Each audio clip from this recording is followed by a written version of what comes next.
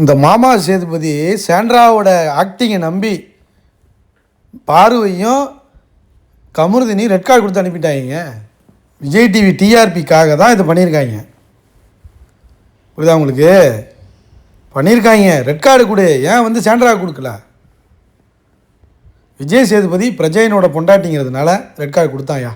இல்லைனா கொடுத்துருக்க மாட்டான். அவனுக்கு அரோராவோட பலூன் வேணும், விஜய் சேதுபதிக்கும் மாமா டிவிக்கும். அதுக்கு தான் உள்ளே வச்சுருக்காங்க. லைக் பண்ணிட்டு வீடியோ பாருங்கள், கண்டிப்பாக சப்ஸ்கிரைப் பண்ணிட்டு வீடியோ பாருங்கள் friends. Bigg Boss Tamil season 9 இன்றைக்கி டே 90 எபிசோட் ஸ்டார்ட் பண்ணும்போது இந்த வெள்ளிக்கிழமை நிகழ்வுகள் விஜிஎஸ் என்ட்ரி கொடுத்து உள்ளே போகலாம், பார்த்துருவோமா, நம்மளே எல்லோரும் ஒன்றா உட்காந்து பார்ப்போம், இவங்க பண்ணதெல்லாம் என்னென்ன பண்ணியிருக்காங்கன்னு இன்னொரு தடவை பார்த்துருவோமா அப்படிங்கிற மாதிரி உள்ளே போகிறாங்க. கிட்டத்தட்ட அரை மணி நேரம் இதுதாங்க ஓடுது. அந்த கார் டாஸ்க்கு தான் டிடிஎஃப்போட 8th டாஸ்க்கு நடக்குது. அதுதான் நமக்கு வந்து 3வது ப்ரோமோ போடாமல் வச்சுருந்தாங்க பார்த்தீங்களா வெள்ளிக்கிழமை. இதுதான் நடந்திருக்கு. அதனால தான் ப்ரோமோவே போடலை. ஹாட் ஸ்டாரில் மட்டும் ப்ரோமோஸ் போட்டாங்க, இந்த பக்கம் ப்ரோமோவே போடாமல் வச்சுருந்தாங்க. ஏன்னா உள்ளே வேலை நடந்திருக்கு, அது நம்ம காட்டக்கூடாதுங்கிறதுக்காக பண்ணியிருக்காங்க. இதில் ஒன்றும் இல்லைங்க, அந்த சண்டை நடந்துகிட்டு இருக்கும் பொழுது என்னாச்சுன்னா அது மாதிரி பேசிட்டாங்க, மாற்றி மாற்றி இவன் திட்டுறான், அது இது ட்ரிகர் பண்ணுது, அது வந்து பொறுக்கி பாரு, அப்புறம் வந்து காமருதீன், இவன் வந்து ஸ்கேம்ட்ரா, இந்த மாதிரி கான்வர்சேஷன் போகுது, உன்னை காரி துப்பிடுவேன், அடிச்சிடுவேன், அடிக்கலாம் போயிட்டான். நீ வந்து புள்ள பெற்றுருக்கல, 2 புள்ள பெற்றுக்கிட்டு இவ்வளோ இந்த வயசில் உனக்கு இதெல்லாம் தேவையா அப்படி மாதிரிலாம் பேச ஆரம்பிச்சிட்டான். கமருதீன் வந்து ஓவர் த டூ போட்டான். கடைசியில் ஒரு ஸ்டேஜில் வந்து ட்ரிகர் பண்ண ஆரம்பிச்சிருச்சு. நீங்கள் கிஸ் பண்ணீங்க, நீங்கள் காமம் பண்ணீங்க, உனக்கு காமம் அதிகம், நீ வெளியில் போ, நீ இறங்கு, முதல்ல நீ இறங்க வேண்டியதானோ நீ இறங்கு அப்படிங்கிற மாதிரி ட்ரிகர் பண்ண ஆரம்பித்தோன்னே பாரும் ட்ரிகர் ஆகிடுச்சு. ஏன்னா இவங்களை பற்றி பதிவு பண்ணோன்னே பாரும் ட்ரிகர் ஆகிடுச்சு. ஸோ அந்த நேரத்தில் பாரு வந்து கமருதீனை வந்து அமைதியாக இருக்க சொல்லியிருக்கணும். சொல்லியிருந்தாலே பிரச்சனை வந்திருக்காது. இதில் பக்காவாக கேம் ஆடினது பார்த்தீங்கன்னா சாண்ட்ரா தான். விக்டிம் கார்டு, சிம்பத்தி கார்டு, நடிப்பு அரக்கிங்கிறத திரும்பவும் நிரூபிச்சிருக்கு.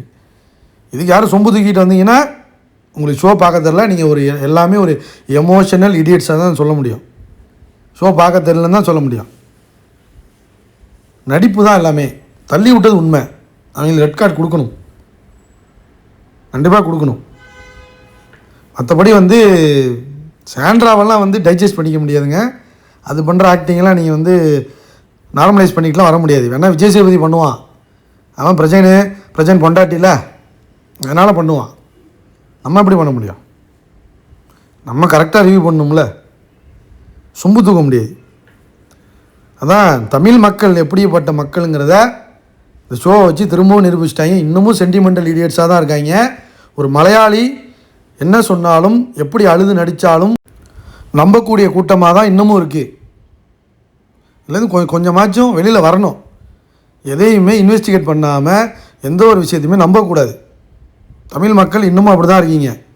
மலையாளி வந்து என்ன பண்ணாலுமோ, தெலுங்கை வந்து என்ன பண்ணாலுமே, கன்னடத்தை வந்து என்ன பண்ணாலுமே, ஹிந்திக்காரன் வந்து என்ன பண்ணாலுமே, இந்த சாஃப்ட் கார்னராக இருந்து இருந்து இருந்து எமோஷனலாக இருந்து இருந்து இருந்து கேவலமாக மாறிக்கிட்டு இருக்கீங்க.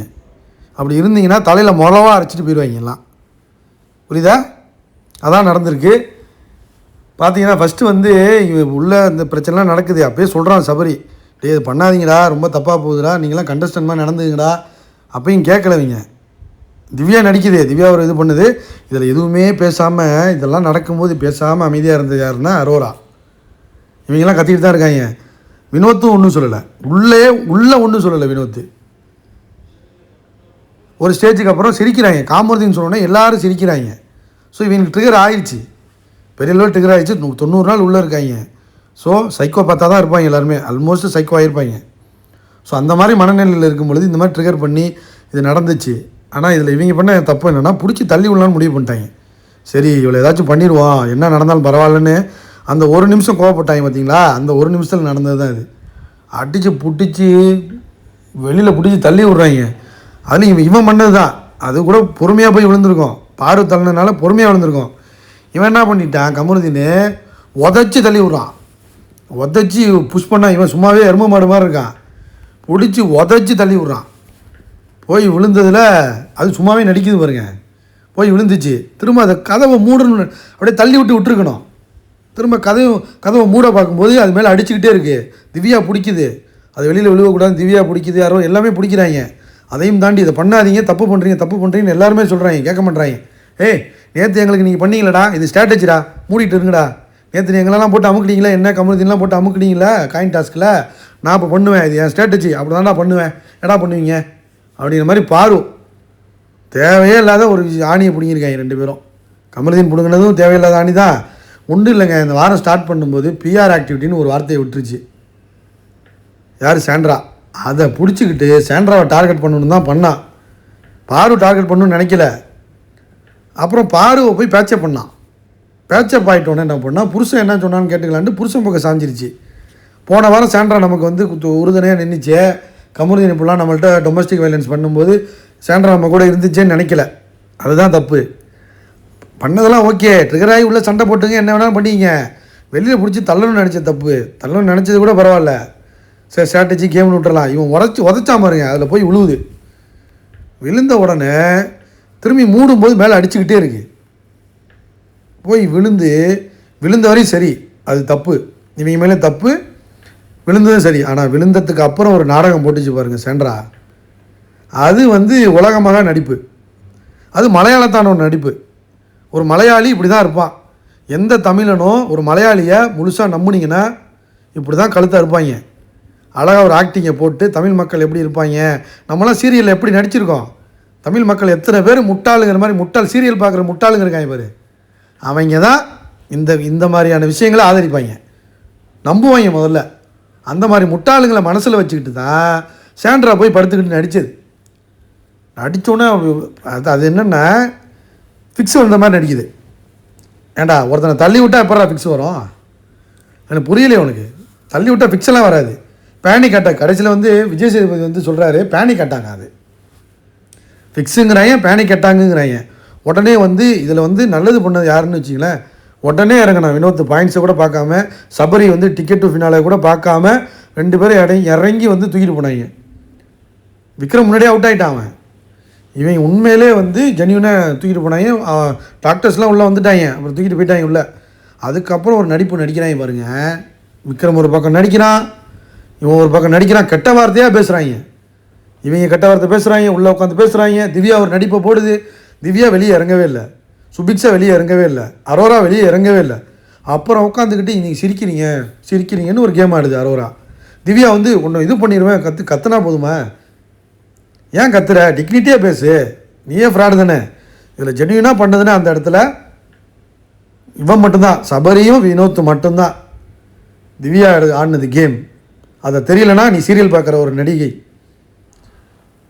அரோரா ஆடினது ஒரு கேம். சீரியல் பார்க்குற கூட்டம் இதை நம்பினீங்கன்னா மற்ற எல்லாமே நடிப்பு தான். இவன்லாம் வந்து அவன் ஒரு கேவலங்க. இவன் விக்ரம்லாம் கேவலம். ஓம் சுக்லாம்பரதம், சசிவரதம், அந்த குரூப் இப்படி தான் பண்ணுவாங்க. மாயா பண்ணிச்சு பார்த்தீங்களா, பிரதீப் தூக்குனிச்சு பார்த்தீங்களா, அதே கேங்கு தான் அவங்க. அதனால் விக்ரமெல்லாம் நீங்கள் ஆச்சரியப்படுறதுக்கு அவன் அப்படி தான் பண்ணுவான். திவ்யா கேம் ஆட தான் செய்யும். அப்புறம் விஜய் சேதுபதி உள்ளே வந்து எல்லாம் முடிஞ்சிருச்சு. விஜய் சேதுபதி உள்ளே வந்து எல்லாட்டையும் கேட்குறாரு. இந்த ஈத்தரங்க எல்லோரும் என்ன பண்ணுறாங்கன்னா ரியாக்ஷன் கொடுக்குறாங்க பாருங்கள், நடிக்கிறாங்க. அப்படியே இந்த மாதிரி நான் வாழ்க்கையில் பார்த்ததே கிடையாது, இப்படிலாம் ஒரு அட்டாக்கா, இப்படிலாம் நடந்ததே இல்லைன்னு. ஏண்டா உங்கள் வீட்டில் எல்லாம் எவ்வளோ சாவு விழுந்திருக்கும், இல்லைன்னா யாராச்சும் உடம்பு முடியாமல் இருப்பாங்க, அப்போல்லாம் வராத ஃபீலிங்ஸ் இப்போ உனக்கு வந்துருச்சாடா. நடிக்கிறாங்க அப்படியே. விக்ரம்லாம் எல்லாருமே நடிக்கிறாங்க. ஒரு ஸ்டேஜில் வந்து என்ன பண்ணிட்டாருன்னா, உன்ட்டெல்லாம் பேச விரும்பலை பாரு, கமருதீன் நீங்கள் சாரி கேட்காதீங்க, எதுவுமே கேட்கக்கூடாது, என்ன சொல்லணுமோ சொல்லுங்கள் அப்படின்ட்டாங்க. அவங்க டாஸ்க்கு இதெல்லாம் ஜஸ்டிஃபை பண்ண பார்த்தாங்க, விடவே இல்லை. மன்னிப்பு கேட்கவும் விடலை, எதுவும் பண்ண விடலை. உங்கள் அக்காவை வந்து குடும்பத்தெல்லாம் இழுக்கிற ஆரம்பிச்சிட்டான் அந்த ஆள் விஜய் சேதுபதி. மாமா விஜய் சேதுபதி குடும்பத்தில் இழுக்க ஆரம்பிச்சிட்டான். உங்கள் அக்கா ரொம்ப இது பண்ணுவாங்க, உன்னை பாராட்டுவாங்க, உங்கள் அம்மா வந்து உனக்கு பாராட்டு விழாலாம் வைப்பாங்க. அதனால் பாரு கமருதீன் நீங்கள் 2 பேரும் உடனே டக்குன்னு ரெண்டு ரெட் கார்டு எடுத்து சீட்டு கட்டு மாதிரி கட்டிட்டாங்க விஜய் சேதுபதி. அப்புறம் அப்படியே அனுப்பிவிடாமல் சிறிய இடைவெளிக்கு பிறகு வரன்ட்டு போயிட்டான். உடனே திவ்யா பெரியவா மாதிரி பேசுகிறான், ஏபி மாதிரி பேசிக்கிட்டு இருக்கா திவ்யா. இது சொன்ன நீ தான் வந்து மேன்பிளேட் ஆகிட்ட, அவள் தான் உன்னை இது பண்ணா அப்படின்னு பார்வை விக்டிங் மேட் பண்ணுறாங்க. இந்த பக்கம் பார்த்தீங்கன்னா விஜய் சேதுபதி அதான் சொல்கிறான், பார்வை ட்ரிகர் பண்ணாங்க, உன்னை என்னென்னலாம் பற்றி பேசியிருக்காங்க தெரியுமா, பின்னாடி அப்போலாம் ஏற்றி விட்றாங்க. உடனே இவர் மட்டும் தான் வினோத் மட்டும் தான் சொன்னார், நீ வந்து உன்னோட கோவத்தால் அழிஞ்ச பார்வை மேன்பிளேட் பண்ணால் அவன் மட்டும் தான் ஜென்யூலாக சொன்னது, மற்ற எல்லாம் நடிப்பு. இவன் வந்து சொல்கிறான் டோர் ஓப்பன் ஆகிடுச்சு வீட்டுக்கு கிளம்பான். யார் விக்ரம். சபரி விசில் அடிக்கிறான். அரோரா வந்து ஒன்று அவளுக்கும் சேர்த்து ரெக்கார்டு கொடுத்தது நல்லதாக போச்சு, இல்லைனா என்ன வந்து ஏறி வந்து என்ன கேவலமாக பேசியிருப்பா. இப்போ கூட சாரி கேட்குறா பாரு, கேவலமாக சாரி, என்ன ஃபீலிங்ஸே இல்லை சாரியில் அப்படிங்கிறா. அப்புறமா போய் பார்த்தா ஓகே அப்படின்ட்டு போய் பேசவே இல்லை. கமருதீனும் பாரும் பேசவே இல்லை. போய் சாண்ட்ராக்கிட்ட வந்து வாழ்நாளுக்கும் எனக்கு மறக்க முடியாத ஒரு தண்டனை கிடச்சிருக்கு, நான் பண்ண தப்புனால எனக்கு கிடச்சதான், நான் அக்செப்ட் பண்ணிக்கிறேன் சாரின்னு சொல்கிறா. உடனே நாடகம் போடுறாங்க. நடிப்பு அரக்கி மலையாளச்சி நாடகத்தை உண்மையிலேங்க. இதுக்கப்புறம் யாராச்சும் உங்களுக்கு ஃப்ரெண்டு மலையாளம் ஃப்ரெண்ட்லாம் இருந்தாங்க நிச்சயம் கழட்டி விட்ருங்க, அறுத்து விட்டு போயிடுவாங்க, மாமாவில் பார்த்துருவாங்க, கன்ஃபார்ம் பண்ணிடுவாங்க. அது மாதிரி நடிக்கிறா உட்காந்துக்கிட்டு. கடைசியில் என்னென்னா எனக்கு கடுப்பு என்னென்னாங்க, இந்த கமருதீன் போய் காலில் விழுவுறாங்க. காலில் போய் விழுந்துட்டான். ஒரு மலையாளிச்சு காலில் போய் கமருதீன் விழுந்துட்டாங்க. ஆனால் எவ்வளோ கேவலம் தெரியுமா, ஒரு வீக்கான ஆள் மாதிரி காட்டிக்கிட்டான் அவனை. இந்த வினோத்துக்கு வந்து அவனுக்கு முடிவெடுக்க தெரியும். நீ பார்வை கல்யாணம் பண்ணாத, அது பண்ணாத. திவ்யா சொல்கிறா இதை, நீனே பீடி குடிச்சிக்கிட்டு சிகரெட் அடிச்சுக்கிட்டு இருக்க, உன்னை ஆர்கே சுரேஷ் கழட்டி விட்டு கல்யாணத்தை நிறுத்தினார், உனக்கு நீ என்ன பண்ணியோ என்ன நாத்த வேலை பார்த்தோன்னு தெரியாது. இவ பேசுகிறா. வினோத்து பொண்டாட்டியை வச்சுக்கிட்டே காட்சி வேலை பார்க்குறாரு வீட்டுக்குள்ளே, நீ பேசக்கூடாது, நீ நல்லா கேம் ஆடுற, இதெல்லாம் அவங்களோட தனிப்பட்ட ஒப்பீனியன் நீ சொல்லக்கூடாது, அது தப்பு. மற்றபடி ஜெனியூனாக இருந்தது. நண்பனுக்காக அழுத ஒரே ஆள் வந்து வினோத் மட்டும்தான்.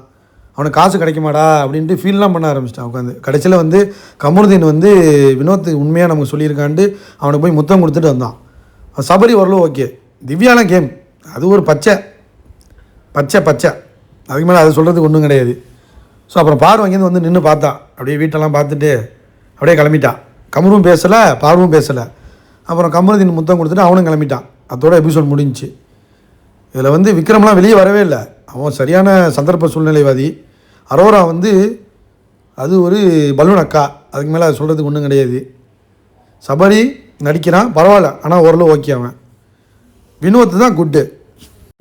அதாவது ஃபேக்கான ஒரு மக்களை உள்ளே உட்கார வச்சு இதை என்ஜாய் பண்ணுற மாதிரி ஒன்று பண்ணாயே பாருங்க, அதுதான் விஜய் டிவியின் ராஜதந்திரம், மலையாள தந்திரம். விஜய் சேதுபதி எச்ச சோறு மாதிரி பண்ணிட்டான். என்ன பண்ணுறது, நடிப்பு அரக்கி கிடைத்த வெற்றி, எமோஷ்னல் இடியட்ஸுக்கு கிடைச்ச, சீரியல் பார்த்து அழுகிற கூட்டத்துக்கு கிடைச்ச வெற்றி, அப்படி தான் சொல்ல முடியும். மற்றபடி சொல்கிறதுக்கு ஒன்றும் இல்லை. ஆனால் அவங்க தப்பு பண்ணியிருக்காங்க. ரெட் கார்டு வந்து ஓகே, ஆனால் சாண்ட்ரா நடிப்பு ஏற்றுக்கவே முடியாது. மக்களே லைக் பண்ணுங்கள், ஷேர் பண்ணுங்கள், கமெண்ட் பண்ணுங்கள்.